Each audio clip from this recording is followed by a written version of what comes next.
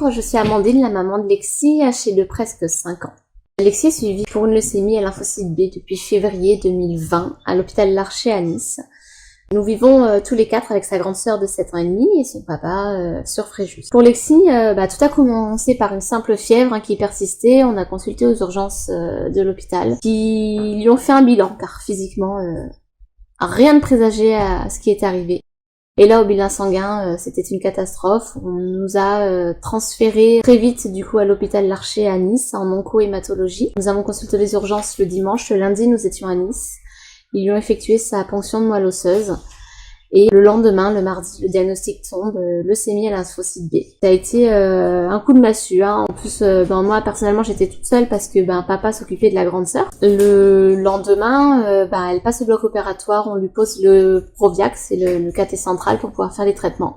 Et on nous explique que les traitements débutent dès le jeudi par la corticothérapie à haute dose. En même temps, il faut gérer l'absence à notre travail à côté. Avec mon mari, on est tous les deux infirmiers, lui en libéral et moi à l'hôpital.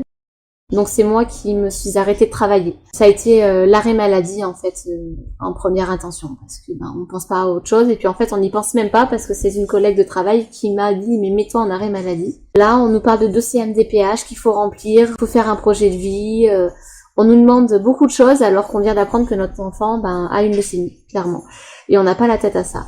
Heureusement l'association Léa a toqué à la porte de la chambre de ma fille et nous on est là pour vous aider à remplir votre dossier. Et j'ai envie de dire heureusement qu'ils étaient là. Parce que c'est très compliqué.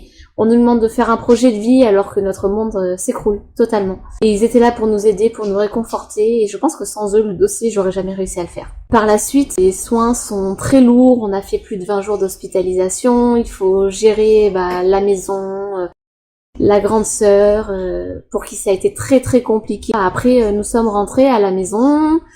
À la maison, il a fallu s'organiser, il a fallu faire très attention, tout nettoyer, car Lexi était en aplasie, qui était vulnérable et qui pouvait attraper tout ce qui passait. Du coup, on a dû expliquer toutes les règles d'hygiène à sa sœur également. Nous descendions plusieurs fois par semaine à Larcher, avec des taxis conventionnés, tout ça en essayant de gérer l'école, la grande sœur, celle qui a été impactée psychologiquement le plus, sa grande sœur. Car elle s'est retrouvée coupée de l'école, isolée à la maison, sans échappatoire, avec la maladie de sa sœur 24 heures sur 24, et psychologiquement, il y a eu énormément d'impact.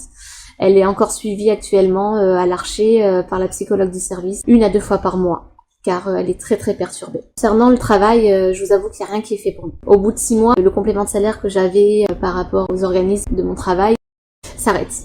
Et là, on se dit, je vais plus avoir de salaire, sauf que c'est pas faisable parce qu'on a tout le reste à côté continue. Et là, on se dit, mais comment je vais faire? Il va falloir que je reprenne le travail, sauf que on doit être présent pour Lexi.